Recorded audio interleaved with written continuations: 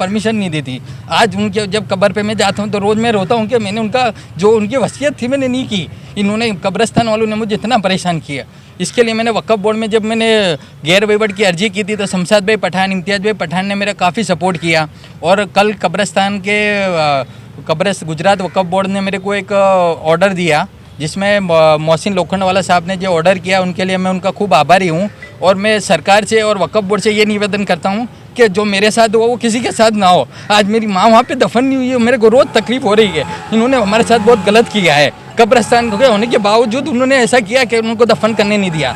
और सबसे बड़ी बात यह है कि गुजरात के अंदर, पूरे हिंदुस्तान के अंदर ये पहला ऐसा वाक़या हुआ होगा कि कब्रिस्तान के ऊपर ताले मार दिए गए। ये थे शहर अहमदाबाद के जहीर अब्बास, जिनकी अम्मा का इंतकाल कुछ वक्त पहले हुआ था। जहीर अब्बास की अम्मा बीमार थे, तब उन्होंने वसीयत की थी कि बेटा मेरे को दफन तेरे अब्बा की कब्र के पास में ही करना। जहीर अब्बास के अब्बा की कब्र जो कब्रिस्तान में है, वो कब्रिस्तान का अभी वहीवट दूधवाला जमात करती है।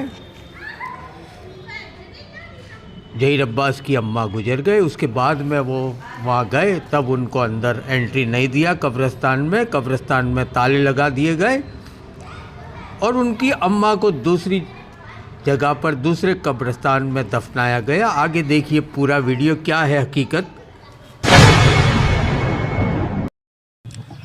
संसद भाई, आप क्या कहना चाहोगे कि वो लोग दूधवाली जमात का कहने का मतलब ऐसा है कि ये हमारी प्राइवेट जगह है, उन्होंने खुद की खरीदी ली है, आजू बाजू की जो दुकान है वो भी सब इनकी है और उसका भाड़ा भी वो लोग खाते हैं। हाँ, आर्ग्यूमेंट्स उनकी वक्फ बोर्ड में भी ये थी कि ये उनकी खुद की मालिकी की जगह है, लेकिन जैसा कि मैंने कहा, एक बार वक्फ कर देना, यानी वक्फ बोर्ड में आपने रजिस्टर्ड किया है तो मीन्स आपने वो प्रॉपर्टी वक्फ कर दी है, तो आपकी मालिकी ख़त्म हो जाती है। आप सिर्फ उसकी निजामत देख सकते हैं, आप सिर्फ उसके मैनेजर हैं, ना उसके मालिक नहीं हैं।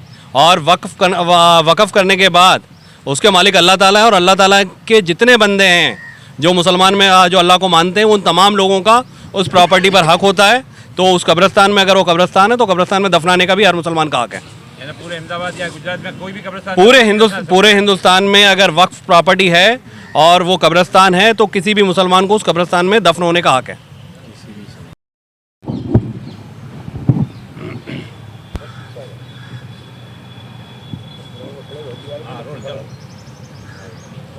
हाँ सर, क्या मामला सामने आया जो एक आज आपको कोर्ट का ऑर्डर लेके आना पड़ा, तो या क्या पे इशू क्या बता? देखिए, पूरे गुजरात में कुछ लोगों ने कब्रिस्तानों को वक्फ बोर्ड में तो रजिस्टर्ड करवाया है, लेकिन वो या तो जाति के नाम पे या जमात के नाम पे उन कब्रिस्तानों को अपनी निजी मालिकी की प्रॉपर्टी हो इस तरह से ट्रीट कर रहे हैं।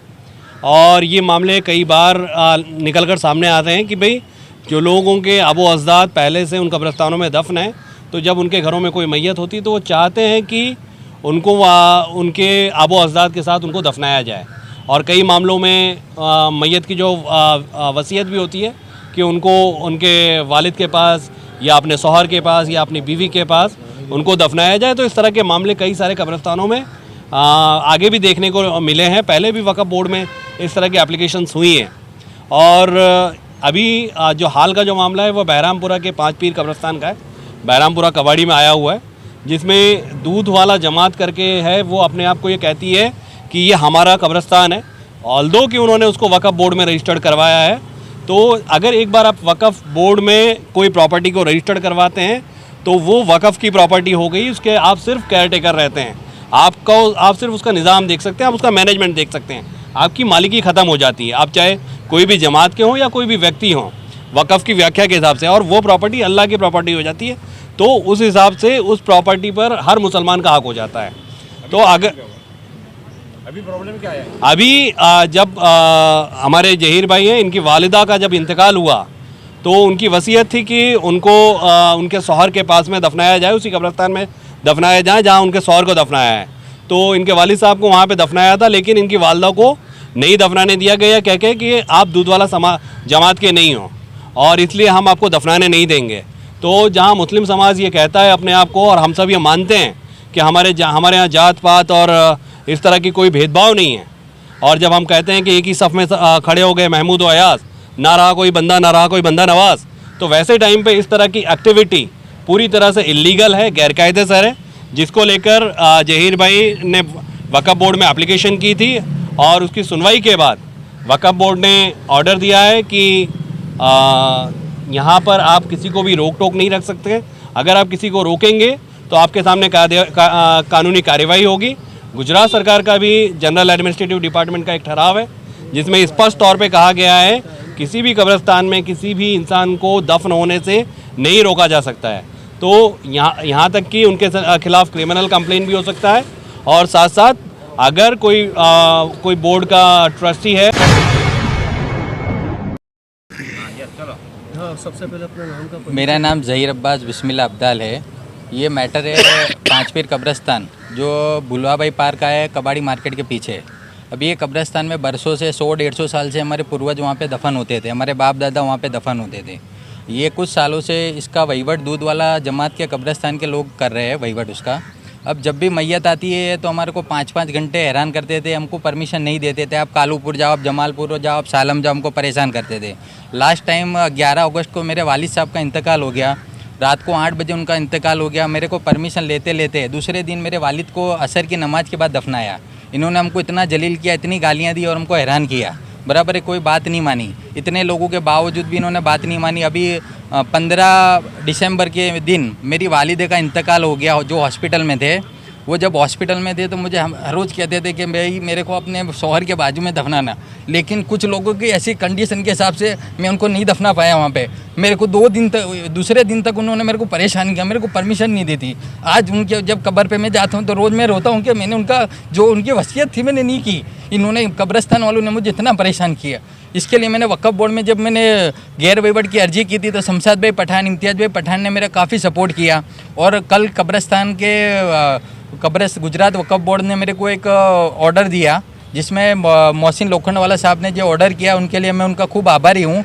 और मैं सरकार से और वक्फ बोर्ड से ये निवेदन करता हूँ कि जो मेरे साथ हुआ वो किसी के साथ ना हो। आज मेरी माँ वहाँ पे दफन नहीं हुई है, मेरे को रोज़ तकलीफ हो रही है। इन्होंने हमारे साथ बहुत गलत किया है। कब्रिस्तान के होने के बावजूद उन्होंने ऐसा किया कि उनको दफन करने नहीं दिया। और सबसे बड़ी बात यह है कि गुजरात के अंदर, पूरे हिंदुस्तान के अंदर ये पहला ऐसा वाक़या हुआ होगा कि कब्रिस्तान के ऊपर ताले मार दिए गए। क्या मुसलमान को कब्रिस्तान की दफनाने की परमिशन नहीं है? इन्होंने ऐसा किया जो मुझे बहुत दुख हुआ। इसलिए मैंने ये वक्फ बोर्ड ने कल जो किया है, ये ऑर्डर आया हुआ है, मैं गुजरात वक्फ बोर्ड को भी यही निवेदन करता हूँ कि जो मेरे साथ हुआ है वो किसी के साथ ना हो।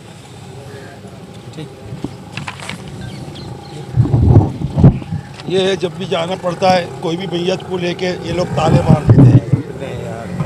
1969 से ये हमारी जमात का छोटा सा एक प्लॉट है, वहीं सबको दफनाया जाता है।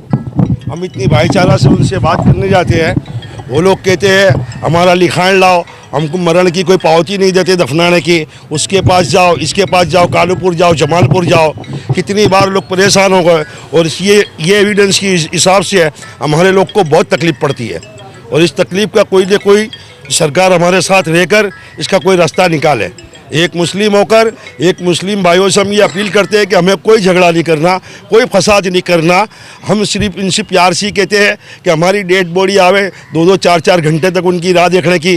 वो बोले परमिशन लेके आओ, उसके बाद दफनाया जाएगा, वहाँ तक कब्र खोदने नहीं देते। हमारे जो बाहर के व्यापारी होते हैं, जो मेहमान होते हैं, जो मैयत में आते हैं, वो बेचारा का टाइम वेस्ट होता है। इसलिए आज हमारे को यहाँ होकर ये जहीर भाई के साथ, इनके वकीलों के साथ भेगी होकर ये प्रोग्राम रखना पड़ा। और उनसे हमारी नर्म विनती है कि हमारा तुमसे कोई भी झगड़ा नहीं है। सिर्फ इस बात को अच्छी से तुम समझो, ईमान वाले हो तो ईमान वाली बात है, ईमान वाली बात से तुम ईमान वाली बात पे ध्यान दो।